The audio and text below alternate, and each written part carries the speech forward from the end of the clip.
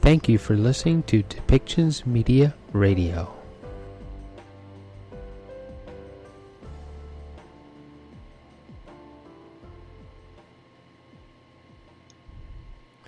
And welcome back, everybody. We're going to have a update from Minister Farnworth and Minister Fleming about the flooding response in British Columbia. There are some roads open. There are some, like Highway 3, that are only open up to truck traffic, basically truck traffic only.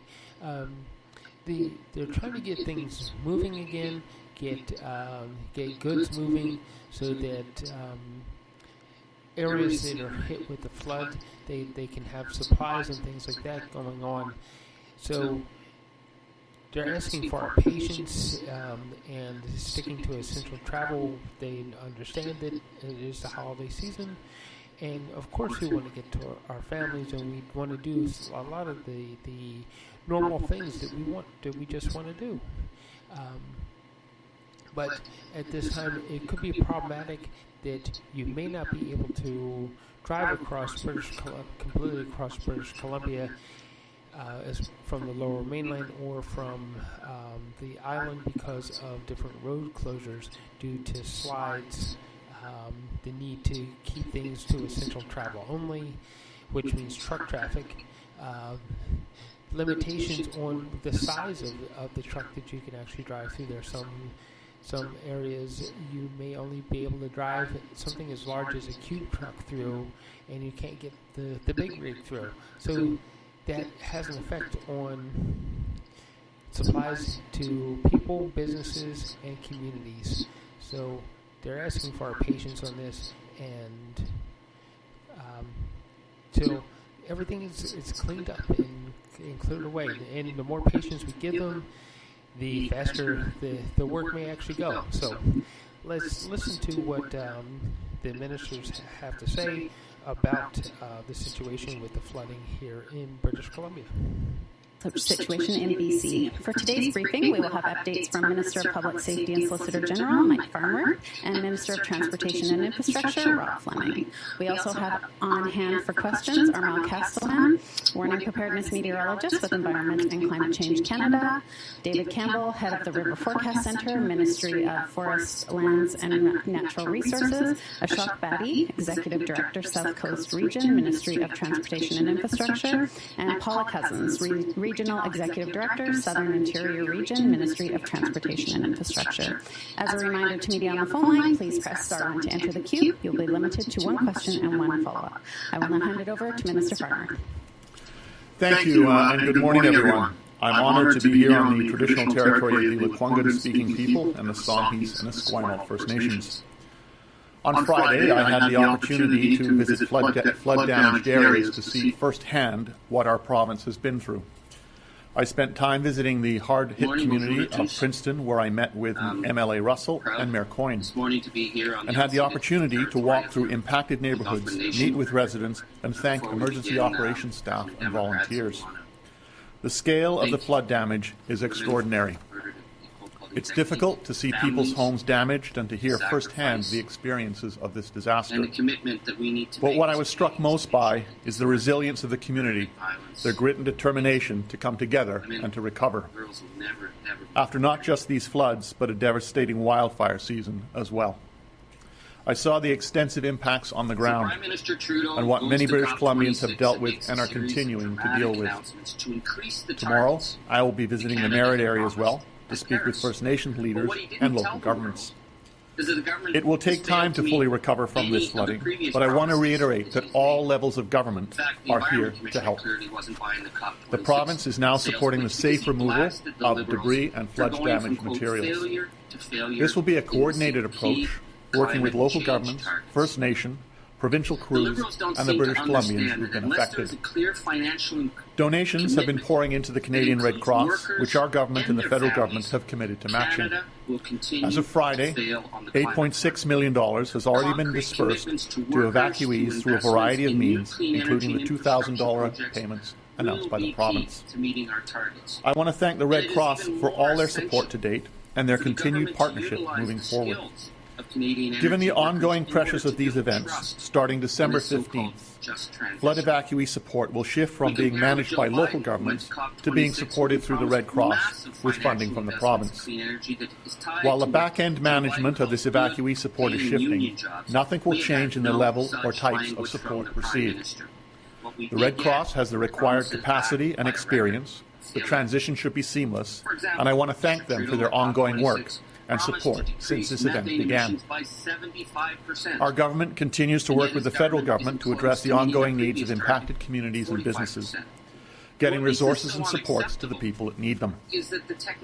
And I want to say thank you to all the Canadian Armed Forces personnel who provided valuable assistance over the past weeks for their hard work and dedication in difficult conditions. Starting today, some Canadian Armed Forces personnel currently engaged in the flood response will begin to transition out.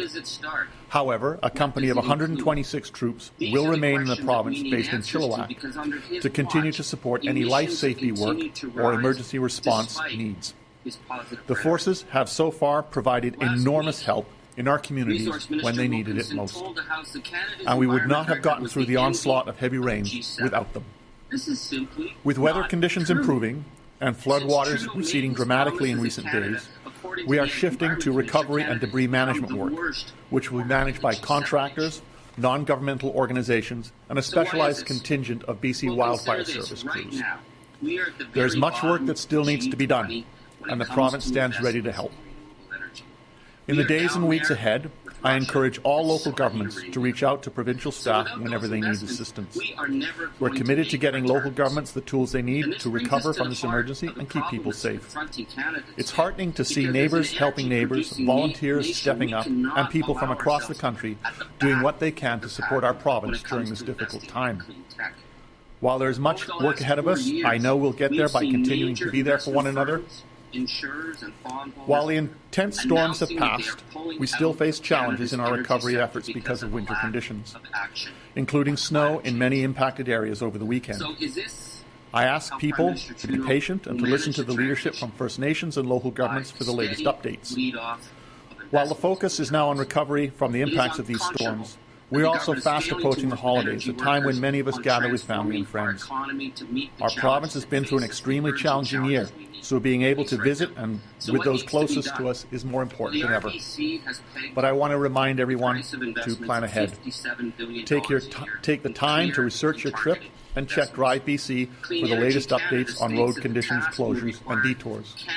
At this point, I'd also like to be able to let people know that when it comes to Highway 7, we will be listing the travel restriction orders on that highway later this afternoon.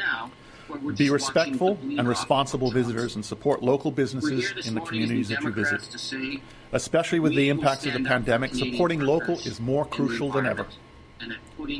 I want to again thank British Columbians for keeping themselves and their neighbours safe and continuing to limit non-essential travel and their fuel consumption. While we are encouraged that Trans Mountain has announced they are resuming pipeline operations, this will not be an immediate fix, and it will take some time to resume normal operations. Lastly, thanks to all the crews and volunteers who are working tirelessly together on the very important work of supporting our hard-hit communities and businesses and helping them with recovery. With that, I'll now turn the update over to Minister Fleming. Thank you.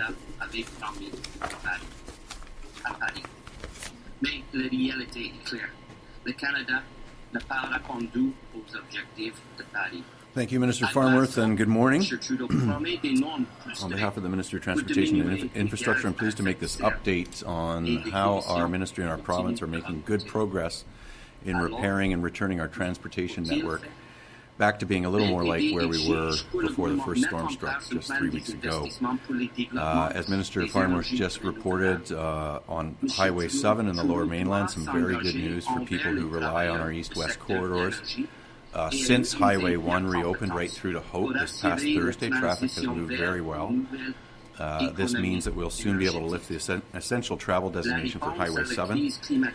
We have commercial vehicles using Highway 1 through the Fraser Valley to eventually access the interior, so Highway 7 will be open to all general traffic with no restrictions later this afternoon. The precise time we will relay through an information bulletin and through other means. There is also some good news for drivers using Highway 11 north of Abbotsford. That important route connecting Abbotsford and Mission has reopened to single-lane traffic in both directions for passenger and emergency vehicles, specifically between Hazelwood Avenue and Claiborne Road. The stretch of Highway 11 south of Abbotsford has remained open, so now we once again have north-south access along the full length of Highway 11 to the U.S. border. And I want to thank people for their patience and understanding as we've worked to repair and reopen Highway 11. And I'd like to offer my sincere appreciation for the crews who have worked tirelessly and in fact have never stopped working over many days to get this highway and all highways back in operation in British Columbia. On Saturday, we were able to reopen Highway 99 between Pemberton and Lillooet, where a large slide struck after we closed the highway last Wednesday evening. The highway remains open only to smaller vehicles traveling for essential reasons, and as a reminder, anything larger than a cube truck is too large to be using that highway because it has sections that are very steep, winding, and narrow. A quick recap on some other highways of note. Highway 3 continues to perform fairly well, which is important because it's the lone corridor for large commercial vehicles traveling between Metro Vancouver and the rest of BC. We're still seeing too many accidents, though, and we need that situation to improve. We've worked very closely with the trucking industry to try and make this route as safe and efficient as possible. We've issued detailed maps for drivers who may be unfamiliar with the road. We have new highway signage warning of steep and winding conditions. There is an enhanced winter road maintenance regime in place now, and we have a greater police presence along the highway. I would like to personally thank Dave Earle with the BC Trucking Association and others within the industry who've been very constructive and helpful in working with our ministry on some of the solutions to improve Highway 3. We'll continue to look at ways to support drivers, but at the end of the day, we need all drivers to slow down, to be patient, and drive to the unique conditions of this route. On the Coquihalla, work continues around the clock. We have over 20 sites where damage occurred or washed away parts of the highway along 130 kilometers of this corridor. We remain optimistic that enough temporary repairs can be completed to allow commercial traffic on the corridor by late January. There is one very important caveat with all of this and this timeline, and that is, of course, the weather. As long as we see typical seasonal conditions, the end of January timeline is achievable. And let's not forget that typical in December weather on the Coquihalla is cold and snow, and that's what crews are facing as they work around the clock to get that essential route reopened. And I want to extend my thanks to all the workers out there. We have over 100 pieces of heavy equipment there. We have workers and crews working in very challenging weather, challenging conditions, working to reestablish these critical corridors. Over to Highway 1 Fraser Canyon. Temporary repairs continue there. 7 different sites were impacted. The temporary detour right now is being built at Tank Hill, while a temporary structure will eventually allow vehicles to cross the Nikamin Bridge, which was damaged and needs to be repaired. We're also continuing work at Jackass Mountain, where a large section of 2-lane road was completely wiped out from a landslide. We remain confident that we can have temporary repairs in place to allow traffic to be moving through this area by mid-January. With respect to Highway 8 between Merritt and Spence's Bridge, we're working with the Forest Ministry to create temporary access along some of the Forest Service roads. This highway was largely destroyed by the first storm, and so there's currently no estimated time to reopen. We're making good progress creating temporary access to Curnew Bridge and the sites west of Merritt.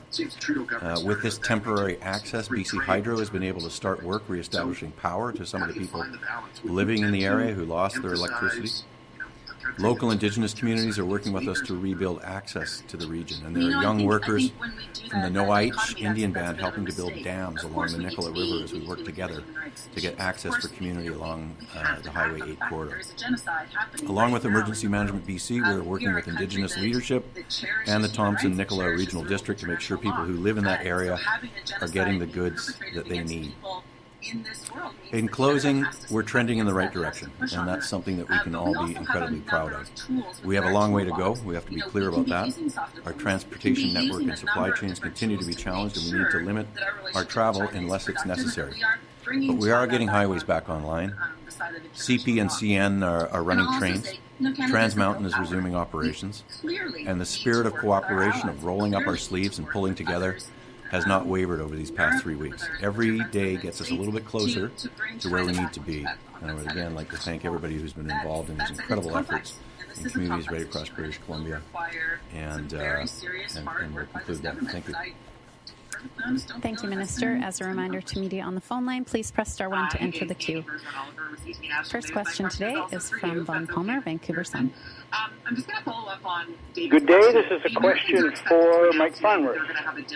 Your cabinet colleague, Nathan Cullen, has written to the Commissioner of the RCMP questioning the way the RCMP has been handling the arrests at the Coastal GasLine standoff.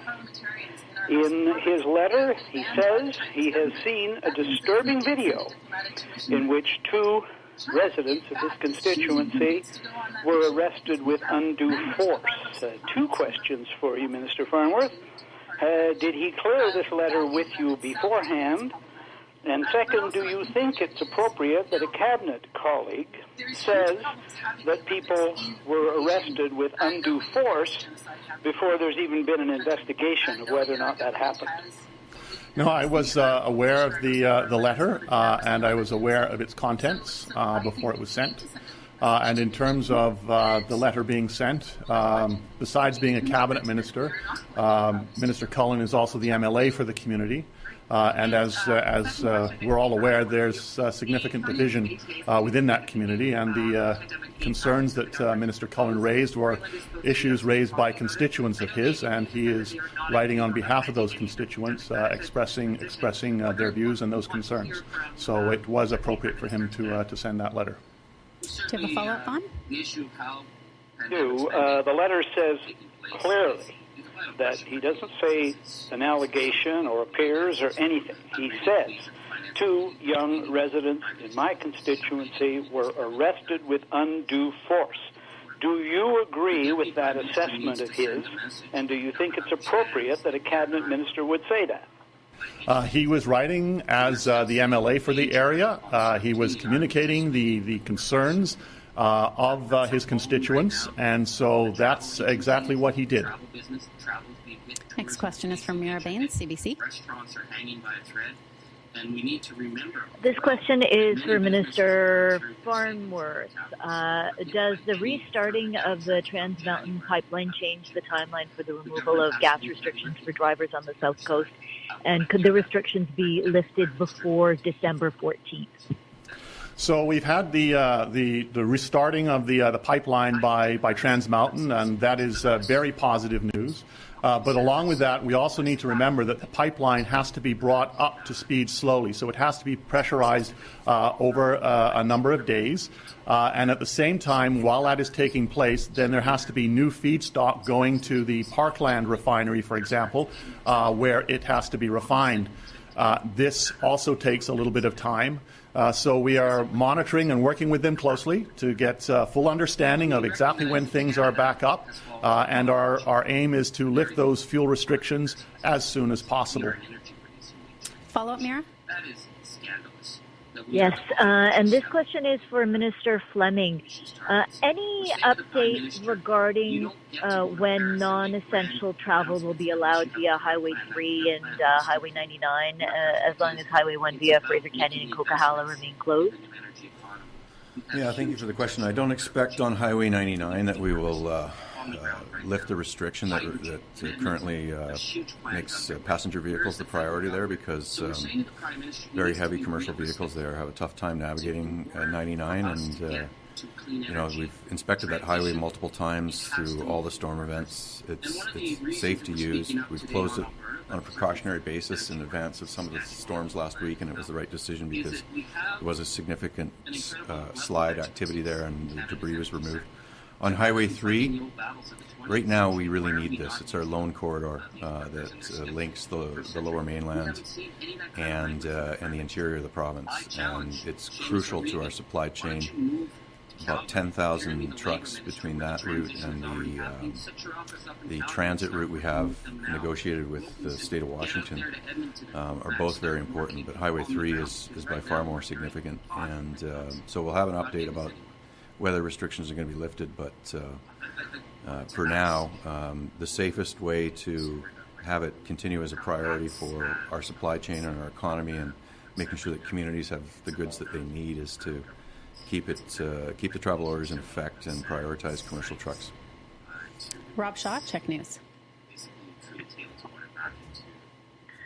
Just back to Minister Farnworth on gasoline. You mentioned days to pressurize Trans Mountain and then the feedstock to Parkland. Have you spoken to Parkland in particular about how long it will take? I think it maintained a state of readiness. So do you have a sense of how many days you mean when you say days?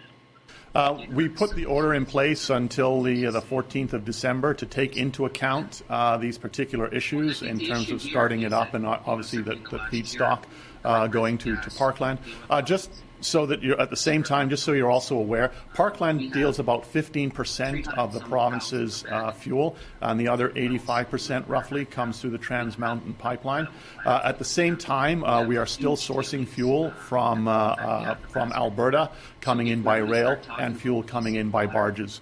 So in terms of the fuel supply, we're confident in that, but we just want to make sure that when we lift the order, it's when everything is in place in both TMX and on the refining side. Rob, do you have a follow-up? Sure, thanks. For Minister Fleming, could you talk to us a bit about the highway repair projects that are kind of going on here? Are you tendering sort of contracts to do this work? Are there bids out there? I know it's an emergency situation to get the roads running, but you've mentioned in the past about not just repairing the roads but upgrading them for future storms. So I just wanted to know how that is kind of brought into the tendering process to do the work that is happening now and in the future. Yeah, so a couple of things. We have made it possible to immediately address and repair damaged infrastructure, and we've used our road maintenance contractors and other companies to get labor and materials out to highways that the ones that are reopened that I've now talked about, the bigger jobs, Fraser Canyon, Highway 1, Highway 8, and the number 5 Coquihalla. We have crews working on that right now to shore up and protect and prepare for the repairs that are yet to come.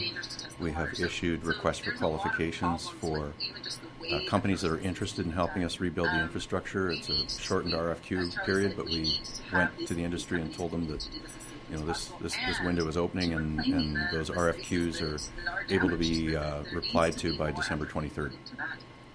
Next question is from Richard Zussman, Global News. On the Highway 3 issue, Minister, as people get ready to plan for their holiday travel, I'm sure you hear a lot from people that are trying to get their trips planned. Is there any hope that Highway 3 will be open for non-essential reasons by the Christmas holidays? Yeah, we're just going to have to keep updating people. Right now, it would not be very pleasant to, get in your car and drive to a ski hill from the Lower Mainland to the interior. There's a lot of trucks there. It's a very busy corridor. It's slow and winding. It takes approximately twice as long to get from Surrey to Karamias right now.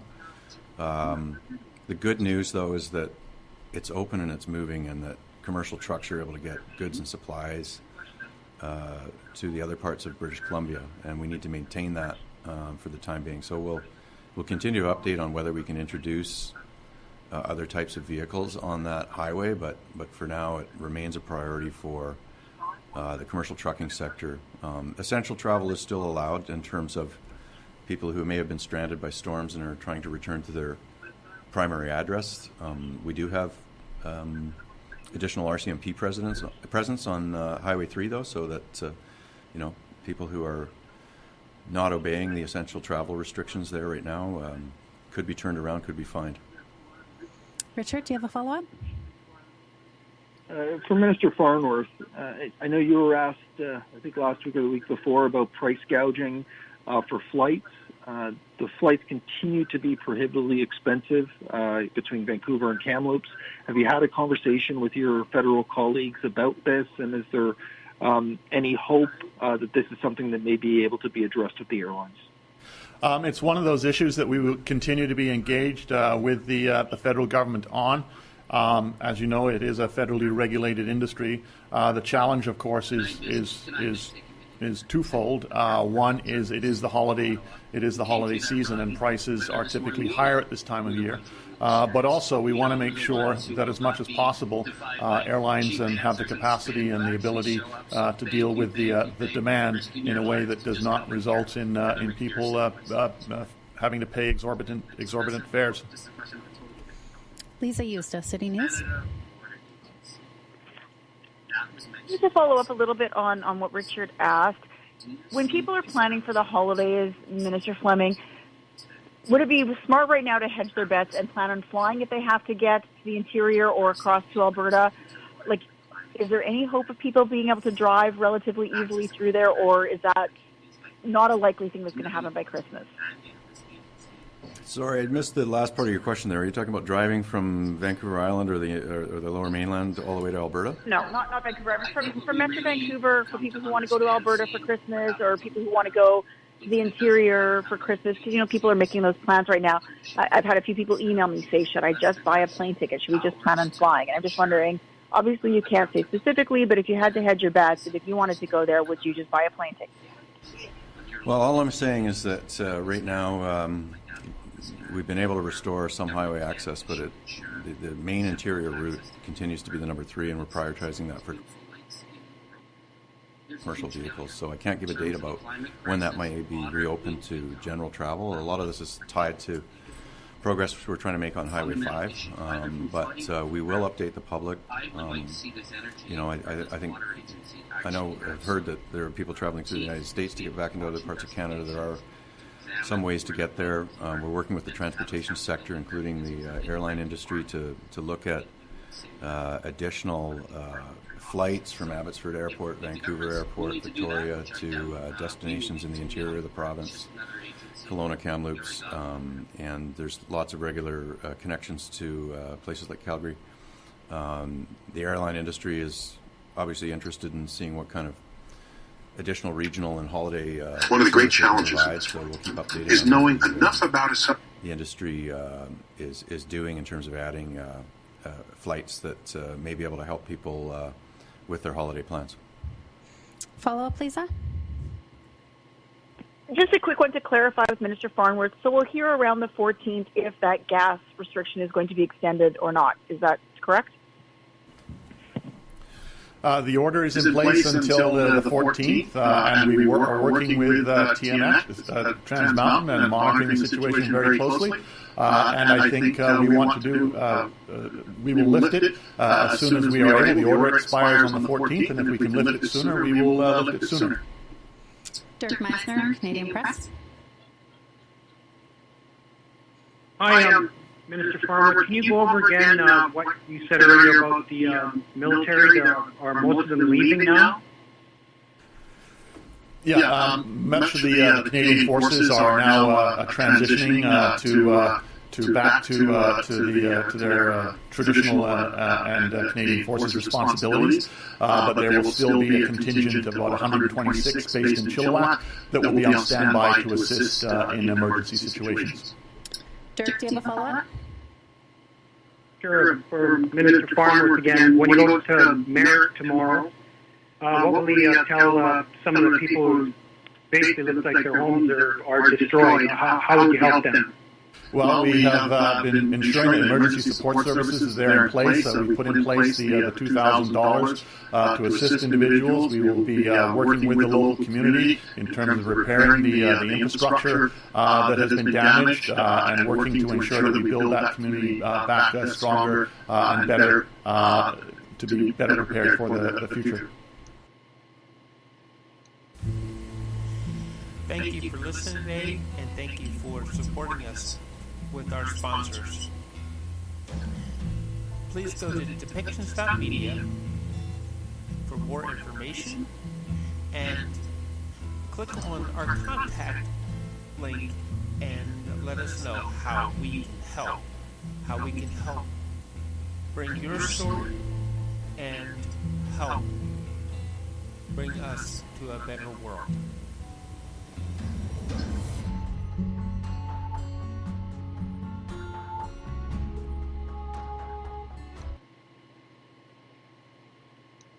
This show has been produced by Depictions Media. Please contact us at depictions.media for more information.